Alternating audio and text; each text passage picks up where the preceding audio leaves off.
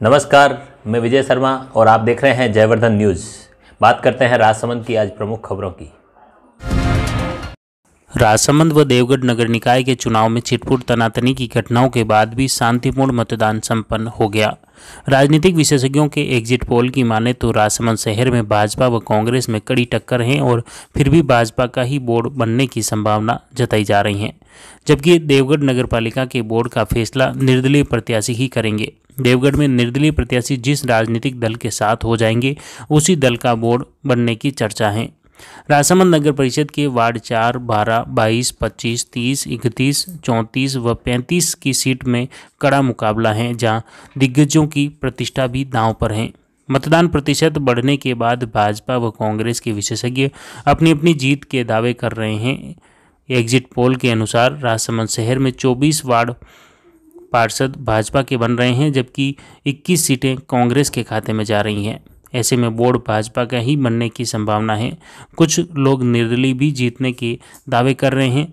राजसमंद शहर में राजनीतिक परिदृश्य भी 3 भागों में बंट गया है। राजनगर, कांकरोली व दोहिंदा में भाजपा व कांग्रेस के अलग अलग समीकरण बन रहे हैं। नगरपालिका देवगढ़ के चुनाव में 25 वार्ड में चुनाव हुए, जहां भाजपा व कांग्रेस में कड़ी टक्कर बताई जा रही है। 3 सीटों पर निर्दलीय प्रत्याशी भी जीत सकते हैं। ऐसे में निर्दलीय जिसके पक्ष में रहेंगे उसी राजनीतिक दल का देवगढ़ नगरपालिका में बोर्ड बनेगा। राजसमंद व देवगढ़ में मतदान होने के बाद भाजपा व कांग्रेस द्वारा वार्ड पार्षद प्रत्याशियों की बाड़ेबंदी कर ली गई। अब राजसमंद व देवगढ़ में मतदान होने के बाद भाजपा व कांग्रेस द्वारा वार्ड पार्षद प्रत्याशियों की बाड़ेबंदी कर ली गई। अब सभापति व अध्यक्ष के चुनाव के दिन ही प्रत्याशी वोट देने आएंगे। बिल्कुल, इस बार जो हमारे राजसमंद जिले में राजसमंद नगर परिषद और देवगढ़ में नगर निकाय में चुनाव हो रहे हैं, इसको लेके हमारे जो युवाओं जो नए वोटर हैं उनका में काफ़ी उत्साह है।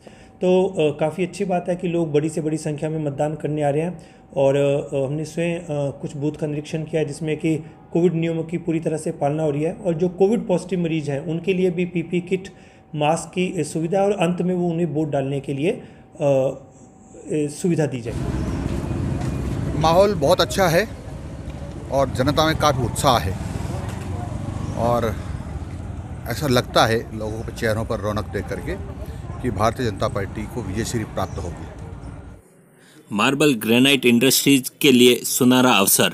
रिको द्वारा मार्बल ग्रेनाइट व इंजीनियरिंग उद्योगों हेतु रिको एरिया बगड़ में 47 भूखंडों की ई बिडिंग के माध्यम से नीलामी की जा रही है। आवेदन की अंतिम तिथि 16 फरवरी, नीलामी 17 से 19 फरवरी तक। इच्छुक उद्योगपति तुरंत संपर्क करें। नाथद्वारा शहर के श्री गोवर्धन राजकीय चिकित्सालय में 2 यूनिट डायलिसिस बेड का उद्घाटन विधानसभा अध्यक्ष डॉक्टर सीपी जोशी व मिराज समूह के सीएमडी मदन पालीवाल द्वारा किया गया। डायलिसिस की सुविधा सभी लोगों के लिए निःशुल्क रहेगी।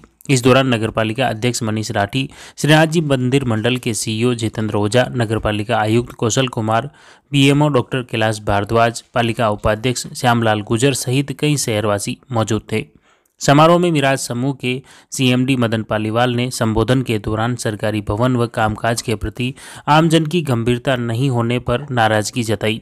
पालीवाल ने कहा कि कोई भी व्यक्ति निजी कार्य या खुद की वस्तु होती है तो उसकी अहमियत रखता है, लेकिन सरकारी मशीनरी या भवन का कोई ख्याल नहीं रखता।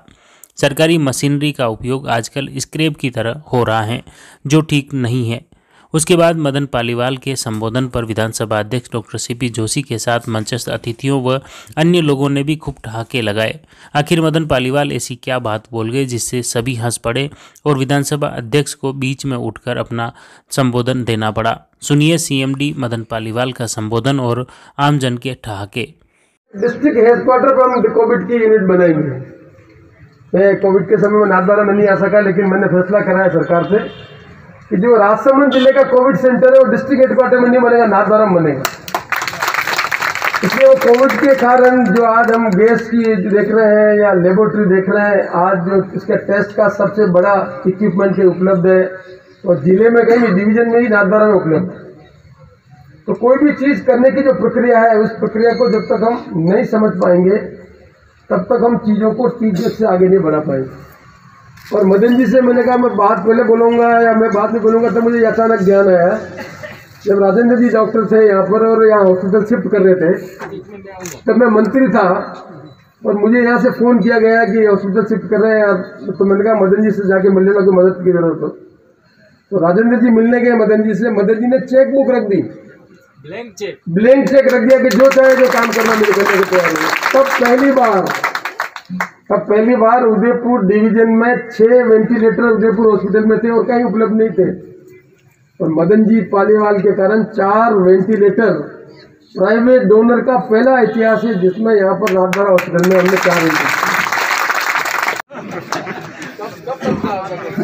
10 करोड़ से कम की कोई अपने पास आने वाली नहीं।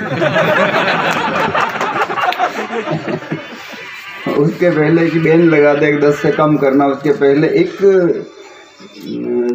लैब जैसा ब्लड टेस्ट करने का ATM जैसा कुछ मशीन आता है, डॉक्टर साहब को पता होगा।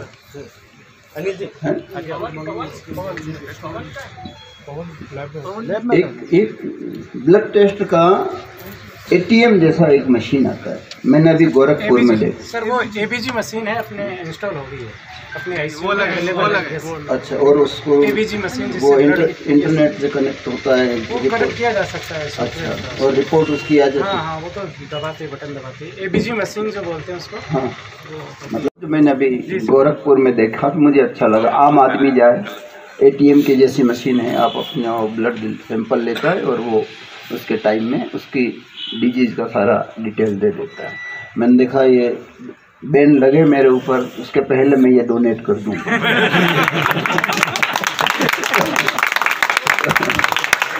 तो यदि वो नहीं हो तो प्रकाश जी सुन रहे हैं वो ठीक है। और तब क्या सारी बातें बोल दी, CP साहब ने बोल दी और राजेंद्र जी डॉक्टर ने बोल दी। मैंने डॉक्टर साहब से बुला के पूछा, भाई ये 25 साल पहले करीब ICU लगा, वो चालू हालत में है या नहीं है? वरना हमारे यहाँ क्या ऐसा होता है, एक स्क्रैप यार्ड बनता जाता है। भाई थोड़ा गवर्नमेंट का है ना सर, कोई प्राइवेट प्रॉपर्टी हो या कोई निजी पेन लेके इसका काम करता हो तो वो डंपिंग यार्ड नहीं, स्क्रैप यार्ड। हमने बहुत बड़ा स्क्रैप यार्ड बनाया सर। आपने जितनी राशि बोली ना, उतना हमारे पास स्क्रैप है।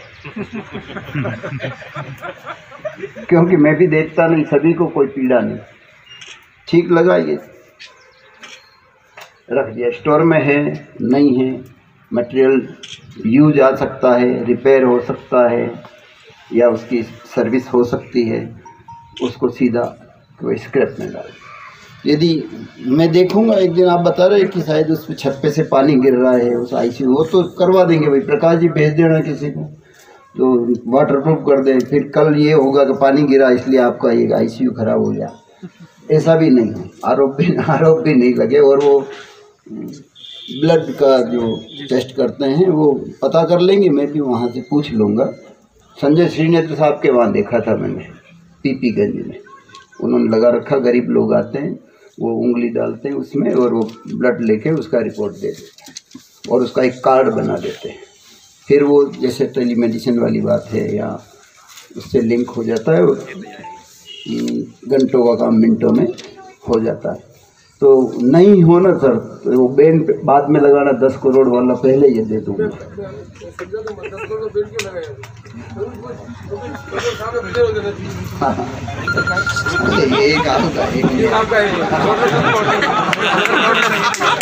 मैं सोच समझ के इधर उधर किया हमने।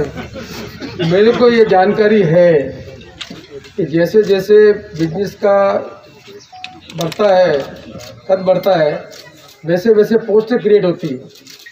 मदन जी के कद की जगह मंत्राज जी आ गए, तो बाकी चीज़ें मंत्राज जी से मंगे, इसलिए मदन जी का कद बढ़ाया हमने। अच्छा है जी, विमल जी के वहाँ तो हम ये तो जानते ही हैं, हम प्याऊ पे बैठा करते थे, कुछ हुआ ही नहीं करता था। पानी का लोटा लेके पानी पिलाने जाते थे। तलेसरा जी के वहाँ से तंबाकू की पुड़की दी जाती थी, उसके बदले में। आप लोगों से छुपा हुआ नहीं है, जैसा विचार, जैसा सोच, जितनी आपकी दृढ़ता, जितना आपका विश्वास, उतनी परमात्मा बरकत देता है। इनका भरोसा टूट जाए तो फिर परमात्मा नाराज हो जाए। तो इसलिए ये बताते रहेंगे और दुआ भी कर रहे हैं ना साथ में। ऐसे नहीं कि भाई ये इसका ऐसे हो जाए फिर करे, तो खूब दे और खूब करे, तो खूब दे, खूब ले। ठीक है सर, सीमा बढ़वानी पड़ेगी बाद में। आप सब ने मुझे यहाँ बुलाया। गिरिराज जी राठी को मैं पूछ रहा था धक्के दिलवाने क्यों बुलवाया भाई, तुमने क्या किया यहाँ पे? मैंने श्याम जी से पूछा कि यार इन्होंने तो कुछ नहीं किया यहाँ पे। फिर मैंने इनको रास्ते में पूछा क्यों भाई धक्के क्यों खिलवा रहे हो यहाँ पे? कि नहीं, मैंने यहाँ लेबोरेटरी का सबसे पहले काम है, हाँ वो किया। मैंने कहा चलो तो खा लेते हैं, कोई बात नहीं। तो एक ये अच्छा दौर चल रहा है। छोटे छोटे इक्विपमेंट एक लोगों में, जैसे विमल जी ने किया, लोढ़ा जी ने किया, वैरागी जी ने किया, एक दौर चल रहा है और लोगों में ये जागृति आए और ये हमारा हॉस्पिटल वेल इक्विप्ड हो जाए, ऐसी मैं श्रीनाथ जी के चरणों में प्रार्थना करता हूँ।